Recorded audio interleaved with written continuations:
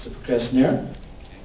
Thank you, Handel. If you looked at what Handel was talking about, that description of your opinion of what school should be, and then if you looked at the real world, and we worked in 26 countries, so I can tell you this is not just an American issue. You will see there's a huge disconnect between the rhetoric that you see as you enter the school district offices and what you see on the ground in schools. To me, the most visible example of that would be the chair that our kids sit on. Cheap plastic chair, probably we spend $30 or $40 on it. I don't know if you're aware, but we could spend $100. There was a school actually in Detroit that cost $145 million. They spent $40 or $50 on every chair. And not ergonomic, of course, and kids sit on them for 6 hours a day. I mean, it kind of tells you that there is a big disconnect between the words and then the action. So if you're really looking at, the word purpose of school, if you were to ask it in a very pure sense, I would say there is no purpose to school. If in fact, by school you mean 99% of the places that our kids go to. And of course kids make the best of it and teachers make the best of it. And even starting with the classroom. I mean, look at classroom, look at all the research in the world of education, look at all the ways we are supposed to learn. Peer tutoring, project-based learning, cooperative learning, distance learning, learning with technology, independent study, and on and on and on. How much of that can you do in a classroom? Can teachers collaborate when they're in classrooms? This whole idea that we have to be in a box for 5 or 6 hours a day when massive corridors are like fallow and vacant just makes no sense at all. So for 40 or 50% of all the money we spend on school buildings, for example, are spent on things that absolutely don't benefit the whole education enterprise. So what I would say is that if you want to put aside our mental model of what school is, and if you were to really think about what school should be, and I'm organized here so I don't take up more than my time, I have 6 ideas for what schools can be and what the purpose of school should be. First, I think schools should be a social anchor, and by that what I mean is they should be a meeting place, a hub, and even after formal school is over, they should be a place that continues to offer value, not just to students, but to the community as a whole.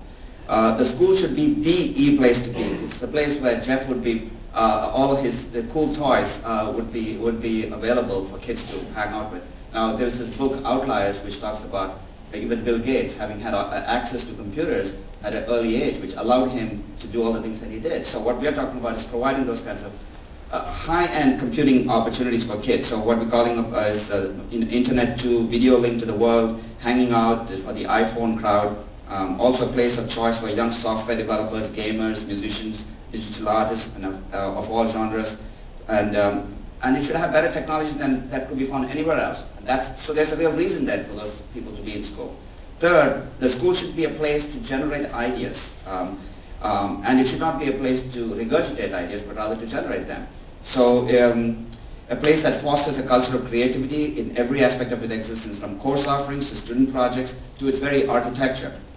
So that's the third one. The fourth would be school as ideas harvester. Okay, it's great to have the ideas, but what do you do with them?